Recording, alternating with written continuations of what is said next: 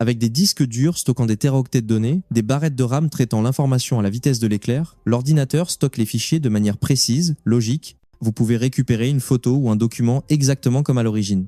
Mais le cerveau humain, bien que doté lui aussi d'une capacité de mémorisation extraordinaire, fonctionne d'une manière radicalement différente, bien plus complexe et merveilleuse.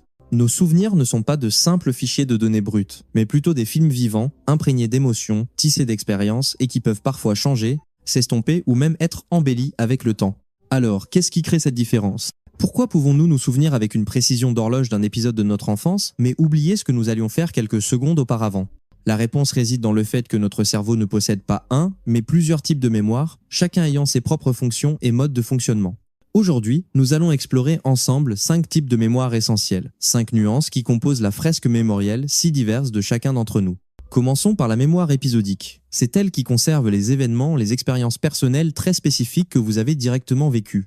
Elle s'apparente à un journal intime vivant où vous pouvez raconter l'histoire avec tous les détails, qui étaient là, où et quand cela s'est produit et ce que vous avez ressenti. Par exemple, le souvenir de votre 10e anniversaire avec le gâteau au chocolat, vos meilleurs amis et ce sentiment de joie immense. Deuxièmement, nous avons la mémoire émotionnelle. Ce type de mémoire est lié à des émotions intenses comme la peur, l'amour, la joie extrême ou l'anxiété.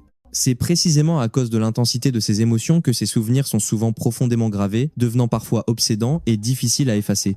Le cœur qui bat la chamade lors de votre première présentation en public, la tristesse d'une rupture amicale, ou le bonheur exubérant d'avoir atteint un objectif important, voilà des exemples typiques. Les souvenirs d'enfance et les expériences marquantes appartiennent souvent à cette catégorie. Troisièmement, la mémoire procédurale, c'est la mémoire des savoir-faire, des habitudes motrices. Une fois apprises et suffisamment pratiquées, ces actions deviennent automatiques, ne nécessitant plus d'attention consciente. Elle est très durable dans le temps. Conduire une voiture, faire du vélo, nager, taper au clavier ou même lasser ses chaussures, vous accomplissez ces gestes sans vous demander quelle est la prochaine étape. Ensuite, quatrièmement, la mémoire sémantique. C'est notre stock de connaissances générales sur le monde. Vocabulaire, faits historiques, concepts, définitions, règles. Sa particularité est que vous n'avez pas besoin de vous souvenir du contexte spécifique, le moment ou le lieu où vous avez appris ces informations. Par exemple, vous savez que Paris est la capitale de la France, que 2 et 2 font 4, ou ce que signifie le mot démocratie. Vous savez ces choses, mais vous ne vous souvenez probablement pas exactement quand ni où vous les avez apprises. Et enfin, cinquièmement, la mémoire de travail. Aussi appelée mémoire à court terme, c'est la capacité de retenir une petite quantité d'informations et de la manipuler mentalement pendant une courte période. Elle est cruciale pour les activités de pensée complexes comme le raisonnement, la résolution de problèmes, la compréhension écrite et la communication. Cette information se perd facilement si elle n'est pas répétée ou transférée vers la mémoire à long terme. Par exemple, lorsque vous entendez un numéro de téléphone et essayez de le retenir juste assez longtemps pour le composer, ou quand vous faites un calcul mental simple. Mais ce qui est fascinant, c'est que ces types de mémoire ne fonctionnent pas isolément.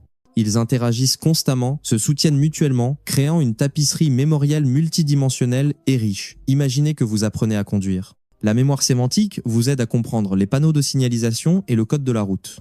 La mémoire épisodique enregistre le souvenir de votre première leçon de conduite, peut être avec l'anxiété, l'excitation et l'instructeur.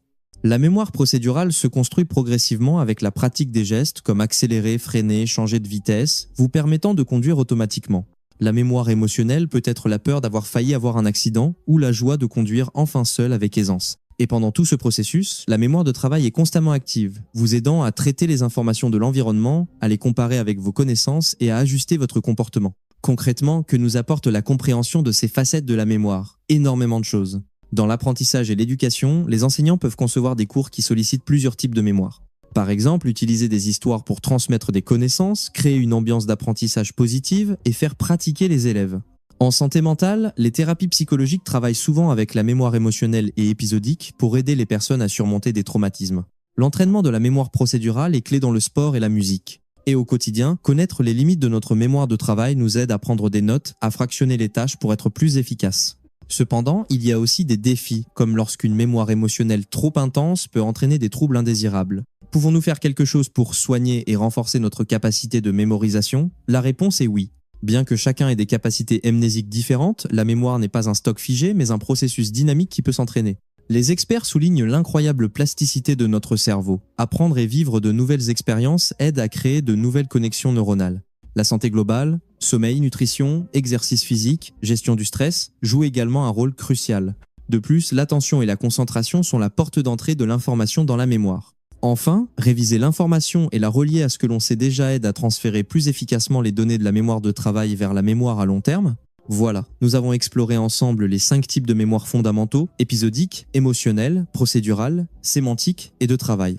Des films vivants de la mémoire épisodique aux empreintes émotionnelles profondes, des compétences motrices maîtrisées au trésor de connaissances sémantiques, jusqu'à la capacité de traitement instantané de la mémoire de travail, chaque type joue un rôle indispensable dans ce qui nous façonne et dans notre manière d'interagir avec le monde. Après cette exploration, quel type de mémoire vous a le plus marqué ou lequel aimeriez-vous améliorer chez vous? Avez-vous un souvenir qui, selon vous, combine plusieurs de ces mémoires? Si ces informations vous ont été utiles, n'hésitez pas à partager cet article. Laissez vos réflexions, expériences ou questions en commentaire ci-dessous.